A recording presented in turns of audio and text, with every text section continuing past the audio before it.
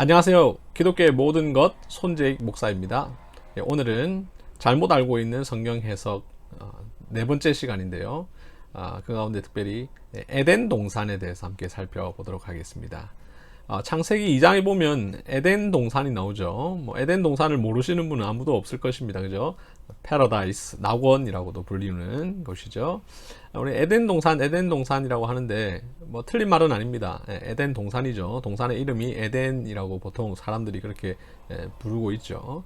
그러나 이 표현 때문에 종종 오해를 하시는 분들이 있어요. 그러니까 에덴 전체가 다 동산이었다라고 생각을 하는 것이죠. 다르게 말하면 동산이 그냥 에덴인 것이죠. 에덴과 동산을 이제 같은 것으로 생각을 하는 경우가 있는데요. 성경에 보면 그런 오해를 할 수 있도록 표현한 부분이 분명히 있긴 있습니다. 창세기 2장 15절에 보면 그 사람을 이끌어 에덴 동산에 두어 이렇게 이야기를 하고 있죠. 그러니까 에덴 동산이라고 했으니까 에덴 동산 아니냐 이렇게 생각을 할 수가 있습니다. 그런데 창세기 2장 8절을 보면 그 생각이 조금 달라질 수 있습니다. 창세기 2장 8절을 제가 읽어드릴까요? 여호와 하나님이 동방의 에덴에 동산을 창설하시고 이렇게 되어 있습니다. 다시 읽어드리면 여호와 하나님이 동방의 에덴에 동산을 창설하시고, 이 말씀을 보면 세상이 있고요. 그 세상에 동방이 있습니다. 동쪽이 있죠. 동쪽이 있고 거기에 에덴이 있습니다. 그리고 그 에덴에 동산을 창설하셨다 이렇게 되어 있습니다. 우리 흔히 에덴 동산이라고 하니까 동방에 하나님께서 에덴 동산을 딱 지으셔서 그게 에덴이라고 부른다고 생각을 하기 쉽지만, 창세기 2장 8절을 보면 동방이 있고 거기에 에덴이라는 곳이 있는데 그곳에 또 동산을 두었다라는 것이죠. 그래서 동방이 더 넓은 개념이고 에덴이 좀 좁은 개념이고 동산은 그보다 더 작은 개념이죠.